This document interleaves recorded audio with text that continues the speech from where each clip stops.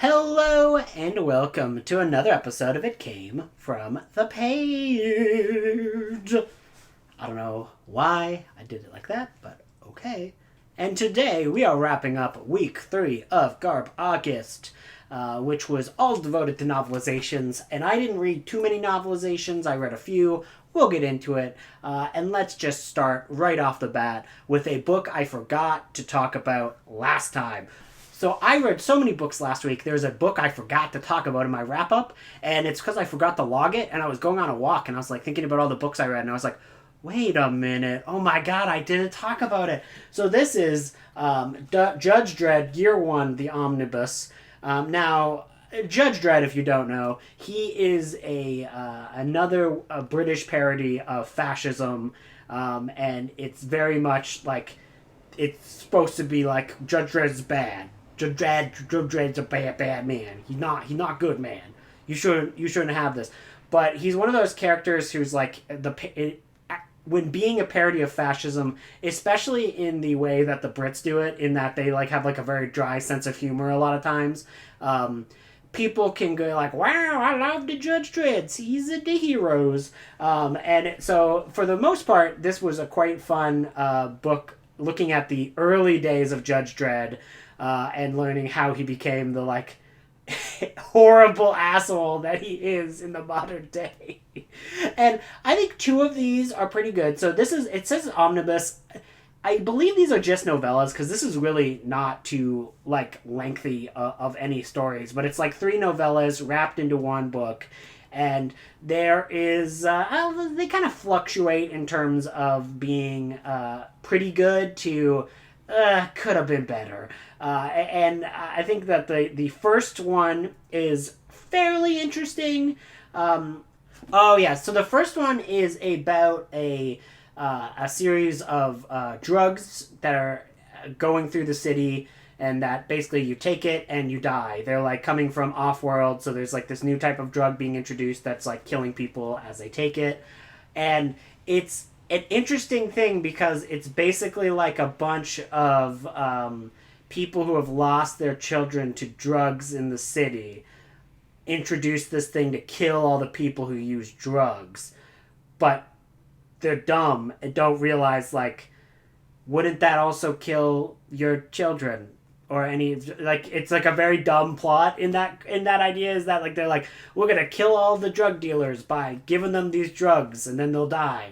And it's like, yeah, but they're gonna sell the drugs to people who would be at risk, and you could have like helped these people and, you know, done anything that isn't stupid and murderous. But of course they do stupid and murderous things, and then Judge Dredd shoots them, as is how this goes. The second one is about this giant race, and the giant race is fun and silly, but it's complicated in terms of like what it's trying to say politically. I was like, what is this novella trying to say about Judge Dredd? Does this thing think that Judge Dredd is right and good? Because I don't think he is. He's Batman.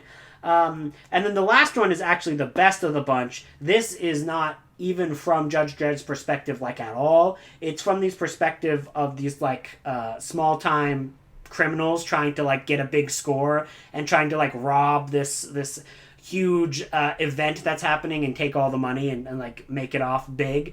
And it's fun in that regard, is that it's like this like kind of like film noir-esque film heist at all and stuff like that, which is fun.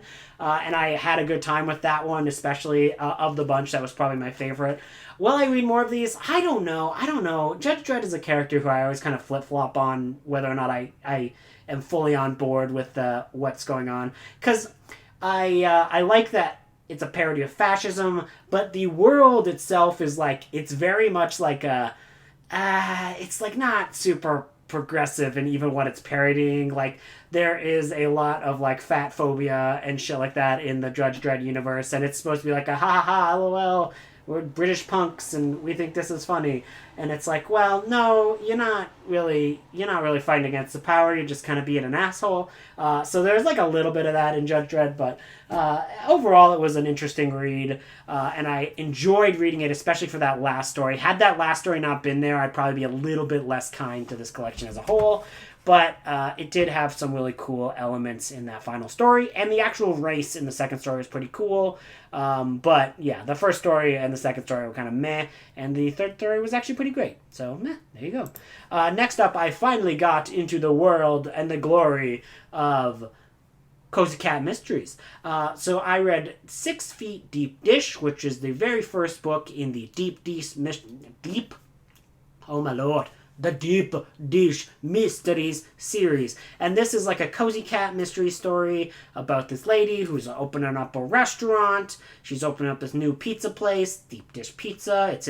It's from this like area that's like close to Chicago but isn't in Chicago, so it's like this like little resort town that's like a little bit away from Chicago.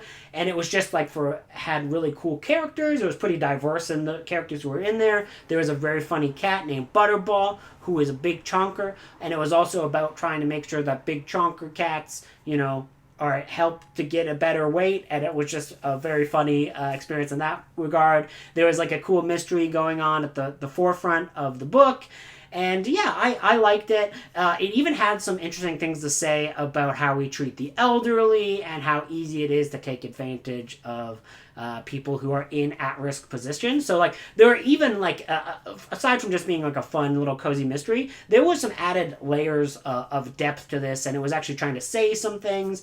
And yeah, I really, really enjoyed this. I'm going to be really excited to visit the rest of the series. We'll get to it. I did read one more entry into the series. The third one is coming out in near the end of the year, so I'm excited to read that. But yeah, I really liked this. Had a great cast of characters, was a nice cozy mystery, had a lot of details about making cool sounding food. It made me want to go back to Chicago because I love Chicago. It was one of the favorite places that I have visited. Next up, it is novelization week, so I did get to one novelization, and this is Adventures in Babysitting. I love Adventures in Babysitting. This is super small as a book. I buddy read this with Alex the Bookie Bush and Kelly from Kelly Hooked on Books. We all had a great time with it. A really fun, quick, breezy read. As you can see, there's not much in terms of depth to this, but it was actually like a pretty great adaptation of just the script. Like this was very much like if you couldn't, back in the day, you couldn't afford the VHS, you could have just picked up the point horror book and like read through, and you had that experience of like watching the movie, because it was really, really close. It was so close though that sometimes that elements don't exactly work on the printed page as they do in a visual medium. So for example, there is a lot of banter here, and sometimes if you don't get specific if you don't see where characters are when they're making quippy comments, you don't actually know if characters can all hear the quippy comments or if it's like an aside. And like there are definitely moments where a character says a brief aside to their friend as a quippy comment, but you're like, the way that it's presented in the book, it makes it sound like everyone around them can hear, and that would make someone would have had a reaction to that had that actually been the case. So sometimes the quippy comments and the back and forth don't exactly work because of that. But as a whole, this was a really fun little slice of life. And, I love Adventures in Babysitting. It's such a fun movie, and I think this really captured the heart and soul of the movie in such a way that it was fun to even get little references to, like, what they were watching, what kind of, like, knapsacks they were wearing, what kind of lunch boxes they had. Like, it really did take that extra step to really kind of imbibe the entire spirit and the feeling of Adventures in Babysitting. So if you're a fan of the movie, I definitely, you can do a lot worse things than sit down and have a fun night where you read that. So yeah, that was really fun. Next up is the second of the Deep Dish Mystery series, which is Ashes to Ashes, Crust to Crust.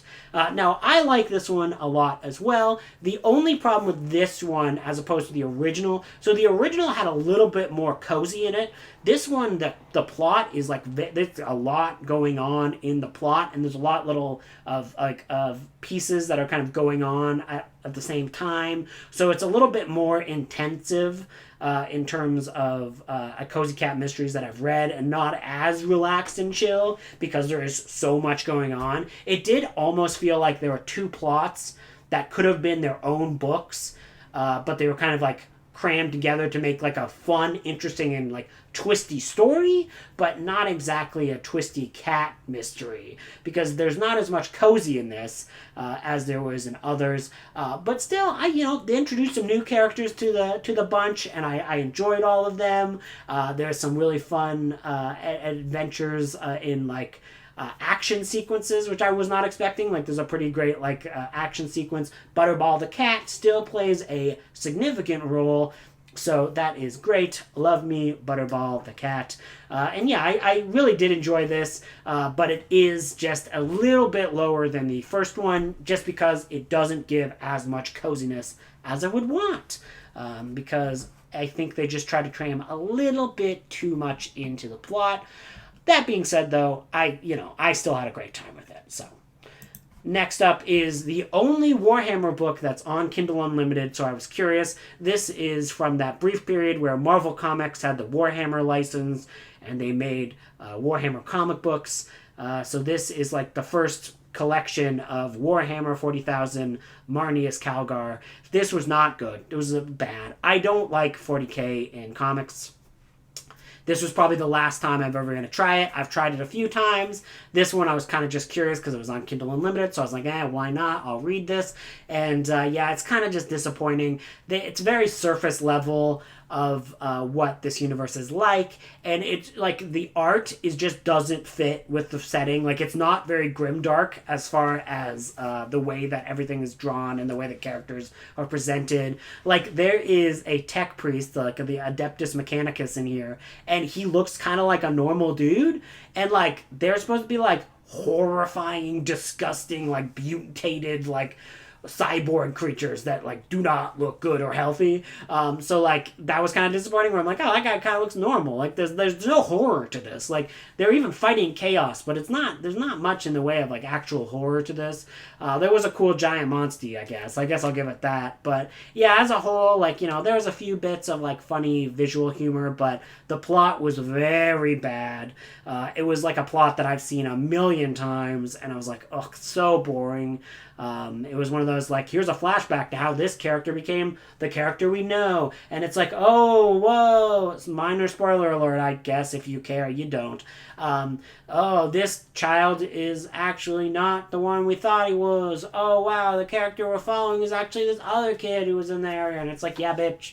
We've all read this story a billion times. If you've done any sci-fi, anything, fucking they did it in fucking Texas Chainsaw Massacre.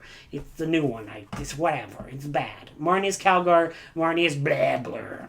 Next up, I had to listen to a good Warhammer thing, so I jumped into the Horus Heresy number 37, The Silent War, which is another short story collection. I had this on audio. I had a great time with this. This, of all the Horus Heresy audio short story collections, is the one that's the most like succinct and thematic, because it's all about one specific set of characters, and it really kind of like fleshes out their stories. There's actual plot, important moments that happen in this particular short story collection, so it's actually kind of essential instead of just being a bunch of short stories they randomly cobbled together. So it felt like there was a little bit more of a cohesion to this, and I liked it quite a bit. So yeah, The Silent War was pretty good. And then I read a book that I should have DNF'd, which is Command and Conquer, The Tiberium Wars. This was an awful blah, blah, blah, blah book. So this is a book that there's a lot of things that this book could have done good.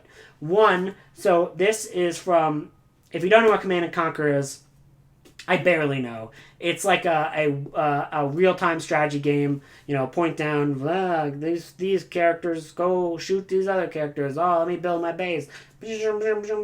And in this world, there's this magical substance called Tiberium, and it's like infecting all the worlds, and everyone is going cray, because they can no longer do everything they want, and all of humanity is getting cordoned off into lower and lower amounts of space, because there's this thing called Tiberium that's just taking over and infecting, and you can't live around Tiberium, and it will kill you. So there's one side, which is the GDI, which is the quote-unquote heroes, although they don't seem that great in this book.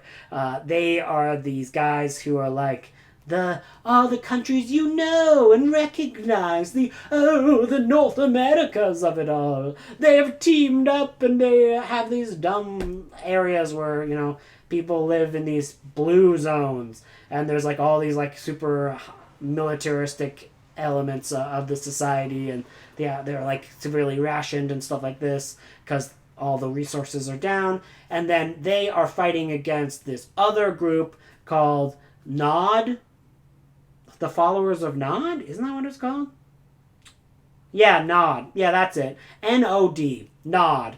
What a dumb name. Anyways, they're the evil group who live in these areas that are like partially infected by Tiberium, but they're like, we live with Tiberium and we harness it and everyone will be fine. And the GDI is like, no, if you get poisoning by the Tiberium, you die. And we see this happen in the book, but we never get to know what the deal with Nod is in this. Like, I know in the game, if you play the game, I guess you know, but I haven't played the game, so I was like, what's the deal with Nod? Because I'm like, because like they really specify where it's like, if you're living in a zone with Tiberium in it, you need to wear all this protection or you get infected and you die from Tiberium poisoning.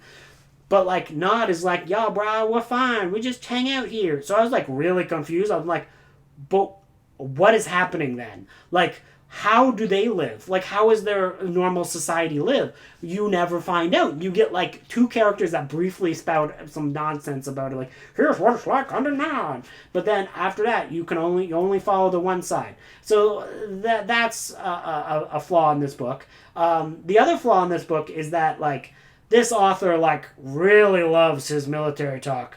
Because there's like all these like battalions and units and Battalion 6 and Battalion 5, they're going in. And then it's like blah, blah, blah. And it's like Unit Epsilon. And I'm like, just give me a man's name and have him shoot the other man. I don't need actual military advice from a book about Command and Conquer Tiberium Wars. I'm not in this for very specific military breakdowns. It's also very boring to read. If I have to read one more battalion and a number beside it, my brain is gonna explode. I mean, it's just so boring. So you're getting that for a long time, and the action sequences are not good. But the thing that made me finish this book is that there's another perspective, which is like from a journalist perspective, and it's just all about the universe. And that was kind of interesting because it was like fleshing out what it's like to live in this society and what it's like to like kind of talk to people who are also living in the society and people who are living in zones that have a little bit of radiation to them, and there's like a little bit of how do you live in a place that is like infested with Tiberium, which was actually interesting, but the action sequences are like, oh god, so bad. And then I guess a spoiler alert for people who don't care, because none of you care, you don't. But a spoiler alert, there's aliens in the last 50 pages. I was like, yo, where were these aliens? Why are there aliens? Where did these aliens come up with? And apparently, I looked it up, and apparently the thing is, Nod knew about the aliens and knew the Tiberian was about aliens. So I was like, if they had just done a perspective of Nod, they could have been like, yo, we know these are aliens. We're going to trick them and bring the aliens down. Then I would be like, okay, cool. That makes sense. But no, the last 50 pages, aliens show up. And I'm like, where were the aliens before? Why were there not aliens throughout this entire book? I want to read about aliens. I don't care about your battalions. I care about aliens that go blah, blah, blah, blah. And the aliens, kind of boring. But, I mean, kind of interesting too. I don't know. All the characters, super one-note and boring. Anyways, this book sucked. I didn't like it. But I finished it because, I don't know, I got to page 30 and was like, alright, I guess I'm doing this. Terrible book. Last, and certainly not least, because it was enjoyable and I liked it, this was Halo Outcast by Troy Denning. This is another entry in the Halo series. I actually do like the Halo books. I like Halo as a universe. It is what inspired me actually to do all the video game tie-ins for GarbAugust, because I thought that they might actually be good, because Halo surprised me and had some really, really good books. But no, most of them are like Tiberian Wars, aka garbage. So yeah, that's just that. But yeah, this one has like aliens and a human who are like who have to kind of like team up and like work together to get this weapon to help fight this giant like space creature. Um, the space entity of artificial intelligence who have like rebelled against humanity and they've all formed together and blah, blah, blah. It's a thing where like I don't know how well anyone who just going in, you might actually need to know a little bit about Halo to understand this, because it is very much like these two alien species were at war. They've now started working together. The war has ended. It's them trying to work through a very tumultuous peace when there's a third faction that's going to come in and roped all of these people into basically a police state. Like everywhere in the galaxy is being policed by these like giant AI who like have these like giant robots who are like beep boop beep boop, we're robot cops, we're also bastards. And you're like, yeah, makes sense. And it's like the main thing is like the this book starts with the main alien guy who in the games is voiced by Keith David.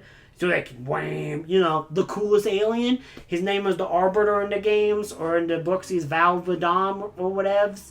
Whatevs. He's Keith David in my mind. So Keith David as an alien shows going, he's trying to get back to his home, and these freaking cops show up, and they're like, beep boop boop, we're gonna take your weapons because of all these things. And like he's just like, oh, I'm so tired of these space cops. We gotta do something about these space cops. So they find out there's a weapon that can help them stop the space cops. So they go to try and get it. But then there's the humans who are also going to try and get this weapon because they've also heard about it. So it's like and they are now at peace, but they're both trying to get a control of a weapon to make sure that the peace lasts and that they can defeat this common enemy. But there's this element of friction between both species because they've just kind of got out of this intergalactic war, and the humans especially have some shady people involved who the aliens are like, we don't really want like your version of the CIA to have control of this super weapon because we don't really trust humans that well. So they're both kind of trying to race to get to control of this weapon, and it's really interesting. It's a cool little sci-fi story, and it has some cosmic elements, but they weren't horror, which is very weird to me because I'm like, oh, you can explore cosmic elements and there's not a variety of laughing gods and horrific, limb-splitting demons in there? Weird. That's weird. Anyways, apparently you can do cosmic stuff that's not horror. Anyways, this was just really good. Some really cool action. Some really smart characters who like are actually invested in not restarting a war. So like, there's a lot of stories that of this ilk where like they would have found a reason for both sides to fight, and then be like, oh, we shouldn't fight. Let's team up and be good. But like this one is like, no, we don't want to fight. It's bad. And there's like even reasons why they should actually fight. But like Keith David Alien is like, no, we cannot. We are good. We are now allies. We will not just mindlessly attack them just because we can and because it would help us in the short run. And yeah, it was just really cool. And it was like good storytelling, fun characters. More of Keith David Alien is always good. Yeah, so I just enjoyed this. Halo Outcasts. This book actually came out really recently. It came out in GarbAugust, so it's like a GarbAugust present to me. It's because it came out in the 8th of August. I listened to this on audio, and I had a good time with it because it's on script. Yeah, so I enjoyed it. If you like the Halo universe, yeah, give it a shot. If you're new, I would recommend starting with the Kilo 5 trilogy, which is by Karen Travis, because there are elements of this story that involve references to that trilogy. So, yeah, this was a pretty interesting week for me in GarbAugust. Next week, I will actually be doing 2 videos. I've just recently been doing 1 video a week just because it's how life has been. But I'm going to wait until Friday to do my final wrap-up of that week and then all the rest of August as well. And that'll be my final GarbAugust video. But then on the Tuesday, I'm going to do something else. I'll figure out something maybe fun, maybe not fun. Maybe just me staring at the camera and being like, rawr, for like, I don't know, 40 minutes. Anyways, I hope you're having a good day and, having fun. Bye!